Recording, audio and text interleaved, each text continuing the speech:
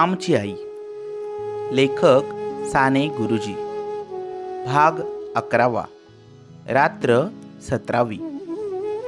स्वावलंबनाची शिकवण.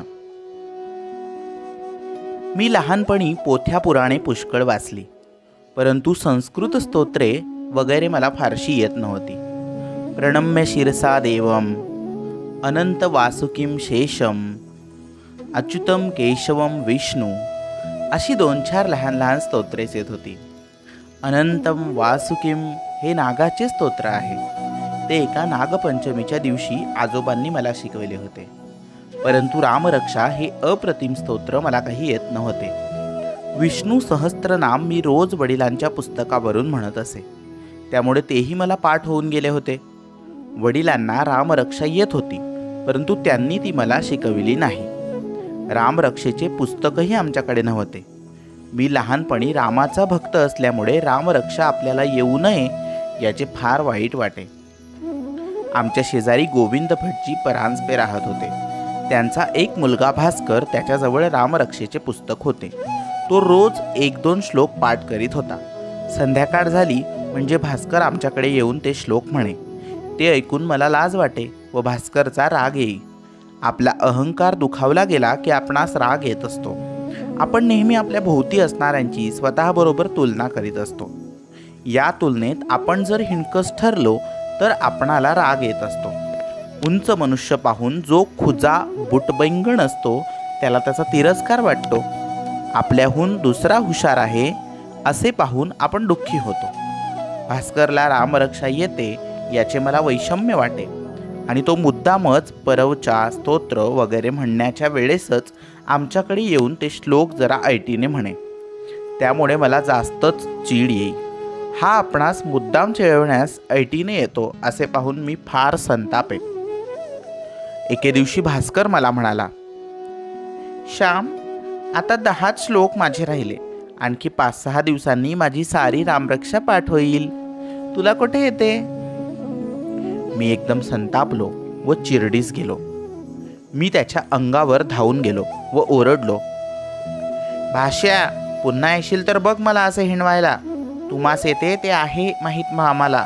एवढी ऐट नको. तुमच्याजवळ पुस्तक आहे म्हणून. माझ्याजवळ असते तर तुझ्या आधी पाठ केली असती. मोठा आला आहे पाठ करणारा. जा आपल्या घरी. येऊ नको आमच्याकडे. मी मारीन बरं का नाही तर. आमची शब्दाशब्दी व बाचाबाची ऐकून आई बाहेर आली. तिने भास्करला विचारले, काय झाले रे भास्कर? श्यामने का तुला मारले?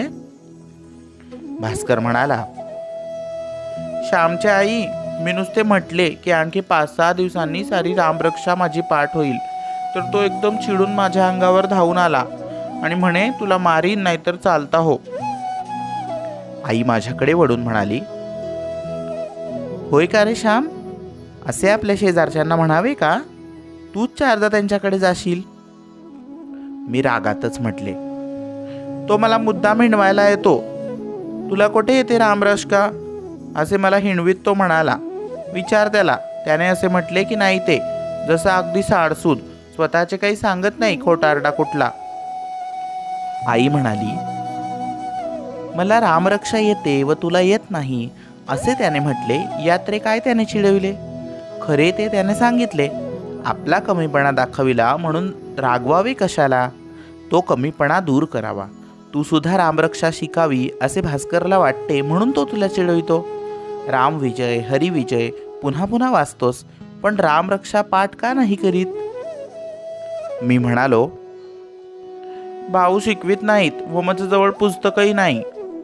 आई म्हणाली, भास्करचे पुस्तक आहे ना, ते त्याला नको असेल तेव्हा घेत जा, नाहीतर त्याच्या पुस्तकावरून ते उतरून घे व पाठ कर. भास्कर आपल्या घरी गेला व मी मनातल्या मनात काही निश्चय करीत होतो. येत्या रविवारी सारी रामरक्षा उतरवून घ्यावयाची असे मी ठरविले. मी कोरे कागद घेऊन त्यांची वही शिवली, लेखणी चांगली तयार करून ठेवली व रविवारची वाट पाहत बसलो. रविवार उजाडताच मी भास्करच्या घरी गेलो. भास्कर कदाचित पुस्तक देणार नाही म्हणून एकदम भास्करच्या आईजवळ मी गेलो व तिला गोड शब्दांत म्हटले, भीमाताई, भास्करला रामरक्षेचे पुस्तक आजच्या दिवस मला द्यावयाला सांगता का? मी रामरक्षा उतरून घेणार आहे. मला पाठ करावयाची आहे. आज सुट्टी आहे. मी सबंध दिवसभर लिहून काढीन. भीमाताईंनी भास्करला हाक मारली व त्या म्हणाल्या, भास्कर, श्याम एवढा मागतो आहे तर आजच्या दिवस दे त्याला पुस्तक. तो काही फाडणार बिडणार नाही. नाही श्याम, शाईचे डाग वगैरे नको हो लावू. नीट जपून वापर. दे रे त्याला. परंतु भास्कर देण्यास तयार नव्हता. तो म्हणाला, आज सुट्टी असल्यामुळे उरलेली सारी रामरक्षा मी पाठ करणार आहे. मी नाही त्याला देणार पुस्तक. माझे पाठ करावयाचे राहील. भीमाताई भास्करवर रागावल्या. तुझे अगदी आजच अडले आहे नाही का रे? उद्या परवा पाठ कर. तुझ्या शेजारचा श्याम ना, त्याच्याजवळ कसली अडी दाखवितोस? दे त्याला, नाहीतर बघ. भीमाताईंचा राग भास्करला माहीत होता. भास्करने रागारागाने ते पुस्तक मला आणून दिले. मी ते पुस्तक घेऊन घरी आलो. लिहावयास एकांत मिळावा म्हणून गुरांच्या गोठ्यात जाऊन बसलो. गुरे चरावयास गेली होती. दौत, लेखणी, वही सारे सामान सिद्ध होते. रामरक्षा लिहावयास सुरुवात केली. दुपारच्या जेवणाच्या वेळेपर्यंत बहुतेक रामरक्षा लिहून झाली. दुपारची जेवणे होताच पुन्हा लिहावयास बसलो. लिहिणे संपले त्यावेळेस मला किती आनंद झाला होता. केवढी कृतार्थता वाटत होती. माझ्या हाताने लिहून काढलेली रामरक्षा. माझ्या आईच्या माहेरी जुन्या वेदाधिकांच्या हस्तलिखित पोथ्या कितीतरी होत्या. ठळक वळणदार अक्षर, कोठे डाग नाही अशा त्या पोथ्या मी पाहिल्या होत्या. पूर्वी हिंदुस्थानात सर्वत्र हातांनीच पोथ्या पुस्तके लिहून घेत. सर्व जगात तीच पद्धत होती व ज्यांचे अक्षर मोत्यासारखे सुंदर त्याला मान मिळत असे. मोरोपंतांच्या चरित्रात काशीतील कितीतरी हस्तलिखित ग्रंथ त्यांनी स्वतःसाठी स्वतः लिहून घेतले होते. ते दिले आहे. त्या काळात आळस माहीत नव्हता. छापखाने नव्हते. पुस्तकांची टंचाई होती. काशीहून पुस्तके मोरोपंत बारामतीस बोलावून घेत व त्यांचे हस्तलिखित करून घेऊन पुन्हा काळजीपूर्वक परत पाठवीत. समर्थांच्या मठांतून ग्रंथालये असत व हजार हजार पोथ्या हस्तलिखितांच्या ठेवलेल्या असत. आज छापखाने गल्लोगल्ली आहेत. पुस्तकांचा सुकाळ आहे. तरीही ज्ञान बेताबाताचेच आहे. मनुष्याचे डोके अजून खोकेच आहे. जीवन सुधारले किंवा सुसंस्कृत झाले, अधिक माणुसकीचे झाले, अधिक प्रामाणिकपणाचे व कर्तव्य दक्षतेचे झाले, अधिक त्यागाचे व प्रेमाचे झाले असे दिसत नाही. परंतु ते जाऊ दे. मला त्या दिवशी खूप आनंद झाला होता खरा. भास्करचे पुस्तक मी नेऊन दिले. काय रे श्याम, इतक्या लवकर लिहून झाले? भीमाताईने विचारले. मी म्हटले, हो, ही पहा वही. भास्करला दुपारून पाठ करावयास पुस्तक हवे म्हणून मी सारखा लिहितच होतो. वा, छान आहे तुझे अक्षर. आता पाठ कर म्हणजे भास्कर चिडवणार नाही, ती म्हणाली. मी घरी आलो व रामरक्षा सारखी वाचित होतो. एका आठवड्यात पाठ करून टाकावयाची असे मी ठरविले. पुढच्या रविवारी वडिलांना एकदम चकित करावयाचे असे मनात मी योजिले. रोज मी रामरक्षेची किती पारायणे करीत होतो देवच जाणे. परंतु वेळ मिळताच वही हातात घेत असे. मला संस्कृत व्याकरण येत नव्हते तरी मला पुष्कळ अर्थ समजत होता व पाठ करताना खूप आनंद होत होता. शेवटी दुसरा रविवार आला. माझी रामरक्षा पाठ झाली होती. संध्याकाळी वडील केव्हा बाहेरून येतात व मी त्यांना रामरक्षा म्हणून केव्हा दाखवितो असे मला झाले होते. शेवटी संध्याकाळ झाली. घरात दिवे लागले व आकाशात तारे चमचम करू लागले. मी अंगणात फेऱ्या घालीत रामरक्षा मनातल्या मनात म्हणून बघत होतो. वडील आले व हातपाय धुवून घरात गेले. त्यांनी विचारले, काय श्याम, परवचा स्तोत्र वगैरे झालं का सारं? मी एकदम म्हटले, हो, सारं झालं. तुम्ही माझी रामरक्षा म्हणून घेता का? ते एकदम म्हणाले, तू कधी शिकलास आणि कोणी शिकवली? मी सांगितले, भास्करच्या पुस्तकावरून मी उतरून घेतली व पाठ केली. बघू दे बरं तुझी रामरक्षेची वही, ते कौतुकाने म्हणाले. मी माझी वही त्यांच्या पुढे ठेविली. वहीची पाने सुंदर आखलेली होती. डाग कोठेही नव्हता, परंतु अक्षर किरटे होते. वडील म्हणाले, शाबास, अक्षर नीट आहे, परंतु जरा लांबट काढावे. असे बुटके काढू नये. म्हण पाहू आता. मी रामरक्षा खडाखड म्हणून दाखविली. वडिलांनी माझ्या पाठीवरून हात फिरविला. त्यातील आनंद तो कसा वर्णन करू सांगता येईल. जेवणे होऊन वडील बाहेर गेले व मी आईजवळ गेलो. आई, बघ कशी आहे माझी वही, मी तुला कुठे दाखवली होती, मी तुझ्यावर रागावला होतो, असं प्रेमानं मी म्हटलं. आई म्हणाली, तू उतरून घेतलेस हे मला माहीत होते. तुझे अक्षर बघावे म्हणून कितीदा मनात येत होते, परंतु तू आपण होऊन दाखविशील अशी मला आशा होती. तू मला त्या रविवारीच दाखवायला हवी होतीस. आपण चांगले केलेले आईला दाखवायचे नाही तर कोणाला? वाईटाबद्दल आई रागवेल, परंतु चांगले केल्याबद्दल आई जितके मनापासून कौतुक करील तितके कोण करील? आपला मुलगा गुणी होत आहे याचा आनंद आईला किती होत असेल. तो माझा आनंद तू माझ्यापासून 8 दिवस लपवून ठेवलास. रोज वाटे, श्याम आज आपली वही मला दाखवील व मी त्याला पोटाशी धरीन, परंतु आईवर रागावलास, होय ना? आईला वही दाखवली नाहीस. बरे, पण जाऊ दे. आता झाली की नाही रामरक्षा पाठ? पुस्तक नाही म्हणून रडत बसला असता तर झाली असती का? अरे, आपल्याला हात, पाय, डोळे सारं आहे. स्वतःच्या पायांवर उभं राहावं. ज्याला बुद्धी आहे, मनात निश्चय आहे, त्याला सारं काही आहे. असाच कष्ट करून मोठा हो. परावलंबी कधी होऊ नको.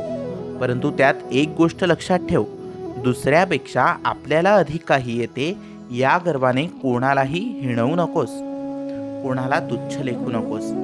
दुसऱ्यालाही आपल्या जवळचे द्यावे व आपल्यासारखे करावे. असे बोलून आईने वही हातात घेतली. तिला आनंद झाला, कृतार्थता वाटली. या पहिल्या पानावर रामाचे चित्र असले की झाली खरी रामरक्षा. तो मोहन मारवाडी देईल तुला चित्र. त्याच्या दुकानातील कापडावरून असतात. माग त्याच्याजवळ आणि चिकटव. तू आज देवाला फार आवडशील, हो श्याम, कारण तू स्वतः कष्ट करून सारं लिहून काढून त्याचे स्तोत्र पाठ केलेले आहेस. रात्र 17वी समाप्त. रात्र 18वी. अळणी भाजी. राजा व राम नदीवर गेले होते. एका शिलाखंडावर दोघे बसले होते. राजा म्हणाला, राम, मला येथून जावंसच वाटत नाही. येथील ही नदी, ही वनराजी, हे मोर सारं पाहून किती आनंद होतो. परंतु सर्वांत मोठा आनंद म्हणजे तुमच्या संगतीचा. श्यामच्या गोष्टीही ऐकावयास मिळतील. मला ना त्या फार फार आवडतात. राम म्हणाला, त्यांना गोष्टी म्हणावे का प्रवचने म्हणावी, व्याख्याने म्हणावी का आठवणी म्हणाव्या, काही समजत नाही. ऐकताना मात्र खूप आनंद होतो, स्फूर्तीही येते. राजा म्हणाला, श्याम बोलतो त्यात त्याचे निर्मळ हृदय ओतलेले असते, म्हणून सांगण्याला एक विशेषच माधुरी असते, म्हणून कृत्रिमतेचा लवलेशही नसतो. अरे, पण कृत्रिमता असल्याशिवाय लोकांना आवडत नाही. आजकालचे लोक कृत्रिमतेचे भोगते आहेत. सगळाच रुपया चांदीचा असेल तर बाजारात चालत नाही. त्यात थोडी अशुद्ध धातू मिसळावी लागते, तेव्हाच तो खण वाजतो व व्यवहारात चालतो. राम म्हणाला, माझ्या मनात एक विचार आहे, तुला सांगू? तू हसशील. राजाने विचारले. सांग. मी हसणार नाही. कोणाच्या खऱ्या भावनांना मी कधीही हसत नाही. राम म्हणाला, श्यामच्या या आठवणी प्रसिद्ध केल्या तर मुलांना वाचायला आवडतील, बायकांना वाचायला आवडतील, आईबापांसही त्या उपयोगी पडतील. श्यामच्या सांगण्यात कोकणातील संस्कृती भरलेली आहे. या आठवणी म्हणजे एक सुंदर संस्कृतीचेच वर्णन आहे, नाही का? राजाने विचारले. परंतु श्यामला ते आवडणार नाही. त्याला आत्मविश्वास नाही. कोण असल्या गोष्टी वाचायला तयार आहे? लोकांना भव्य भडक पाहिजे. त्यांना लैला मजनूच्या गोष्टी पाहिजे, असे तो म्हणतो. राम म्हणाला. त्यांचे बोलणे चालले होते तोच घंटा झाली, प्रार्थनेची घंटा. दोघे मित्र आश्रमात जावयास निघाले. श्याम राजाची वाट पाहत होता. राजा व राम दोघेही येताना त्याला दिसले. आज मला नाही रे हाक मारलीत? अगदी दोघेच गेलात? श्यामने विचारले. तू वाचित होतास म्हणून नाही बोलवले. दिवसभर इतर काम असते. थोडा वेळ वाचित होतास तर अडथळा करू नये असं वाटलं. राजा म्हणाला, अरे, मला तरी कुठे फारसे वाचावयास आवडते. विश्वाचा विशाल ग्रंथ वाचावा मनुष्यांची जीवने वाचावी, हृदये वाचावी, त्यातील सुखदुःखे जाणून घ्यावी, हेच खरे वाचन नाही का? श्याम म्हणाला. श्याम, तू भरपूर वाचले आहेस म्हणून असे म्हणतोस. सृष्टीचा ग्रंथ वाचावयास शिकावे लागते. शेतकऱ्याच्या आनंदाचे कवी वर्णन करतात, परंतु शेतकऱ्यास तो उपभोगता येत नाही, कारण त्याला ती दृष्टी नसते. राजा म्हणाला. इतक्यात दुसरी घंटा झाली. सारे प्रार्थनेला बसले. प्रार्थना संपली व नेहमीप्रमाणे श्यामने आठवण सांगण्यास सुरुवात केली. मित्रांनो, प्रत्यक्ष उदाहरणाने जे शिक्षण मिळते ते शेकडो व्याख्याने ऐकून किंवा अनेक ग्रंथ वाचूनही मिळत नाही. कृती ही मुकेपणाने बोलते. शब्दांहूनही हे मुके परिणामकारक असते. कसे जेवावे याची सुद्धा आपल्याकडे संस्कृती आहे. माझे वडील नेहमी सांगावयाचे, आपल्या पानाकडे पाहून जेवावे. पानावर वस्तू असताना मागू नये. येईल तेव्हा घ्यावे. पंक्तीत सर्वांना वाढायला आणतील तेव्हा आपणासही मिळेल. हावरेपणा करू नये. शीत पानाच्या खाली सांडू नये. पानात काही टाकू नये. पानातील पदार्थांवर टीकाही करू नये. पानात गुंतवळ किंवा काही सापडलं तर निमूटपणे काढावे. वाच्यता करू नये. दुसऱ्यास वर करून दाखवू नये, कारण दुसऱ्यांना किळस येते. विषारी वस्तू सापडली तर मात्र सांगावे. पान कसे लख्ख करावे या सांगण्याप्रमाणे वडील स्वतः वागत असत. मी अनेकांना जेवताना पाहिले आहे, परंतु माझ्या वडिलांचं जेवण झाल्यावर ताट जितके स्वच्छ व निर्मळ दिसे तसे मी कोठेही पाहिले नाही. त्या ताटात कोणी जेवले आहे की नाही समजण्याचीही मारामार पडे. त्यांच्या ताटाबाहेर एक शीतकण पडलेला दिसावयाचा नाही. माझ्या पानाभोवती जर शीते दिसली तर रागावत व म्हणत, मथुरीचे एक कोंबडे जेवेल इतकी शीते सांडली आहेस, कर गोळा सारी. अमुक वाईट, हे असेच झाले, याला चव नाही वगैरे ते कधीही बोलत नसत. त्यांना सारच गोड लागे. त्यांचा एक शब्द ठरलेला असे, राजमान्य.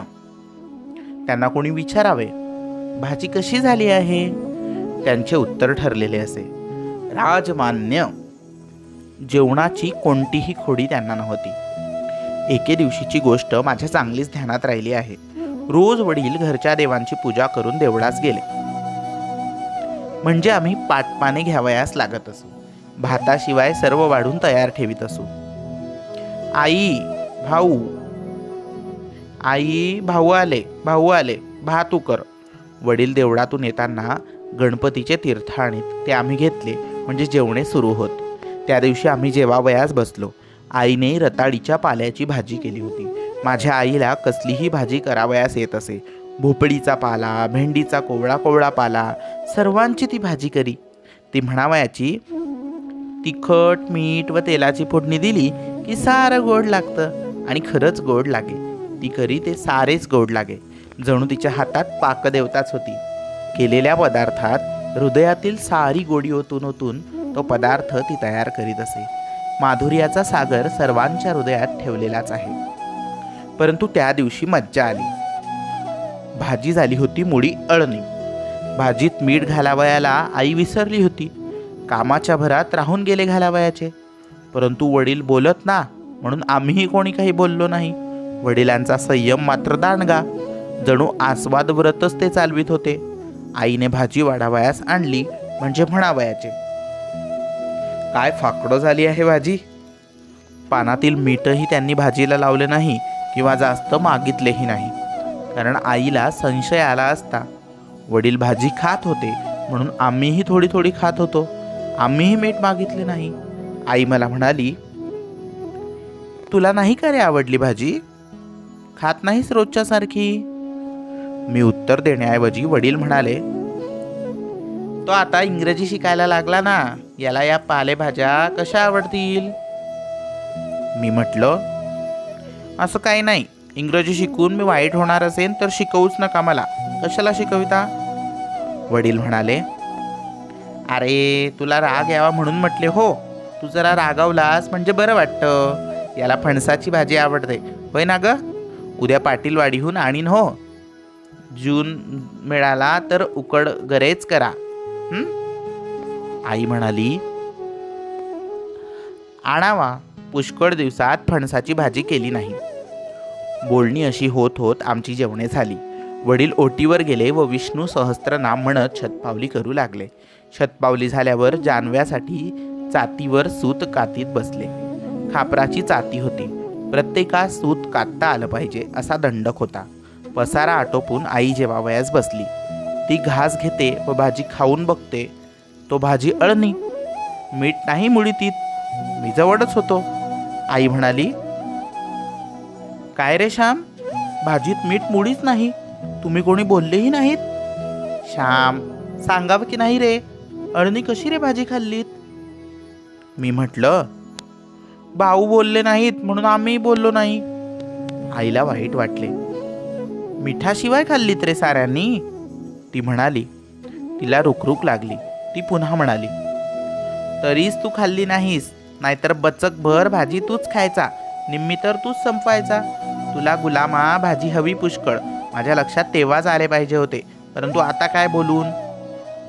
आपली मोठी चूक झाली असे आईला वाटले. जी वस्तू दुसऱ्याला करून द्यावयाची ती चांगली करून द्यावी. जो पदार्थ करून द्यावयाचा तो चांगला करून द्यावा, मग भाजी असो की काहीही असो. आपण अळणी भाजी वाढली, हैगय केली, निष्काळजीपणा केला, कामात दक्षता ठेवली नाही, हे बरं झालं नाही असं आईला वाटलं. तिला रुखरुख लागली. बरे, आईला वाईट वाटू नये म्हणून वडील बोलले नाहीत. इतक्या खटपटीने चुलीजवळ धुरात बसून स्वयंपाक केला. तो गोड करून खावा, त्यात दोष पाहू नये. स्वयंपाक करणाऱ्याचे मन दुखवू नये, ही वडिलांची दृष्टी. मित्रांनो, दुसऱ्याचं मन दुखवू नये म्हणून जिभेवर ताबा ठेवून अळणी भाजी ही मिटक्या मारून खाणारे माझे वडील श्रेष्ठ का अळणी भाजी कशी हातून झाली? का रे तुम्ही सांगितलं नाही कोणीही? असं म्हणणारी, चांगला पदार्थ हातून झाला नाही म्हणून मनाला लावून घेणारी, हळहळणारी माझी आई श्रेष्ठ. दोघेही थोर व श्रेष्ठ. हिंदू संस्कृती संयम व समाधान यावर उभारलेली आहे. हिंदू संस्कृती संयम व समाधान यावर उभारलेली आहे. त्याचप्रमाणे कर्मकुशलतेवरही उभारलेली आहे. हे दोन्ही धडे माझे आईबाप मला देत होते. रात्र 18वी समाप्त. भाग 11वा समाप्त.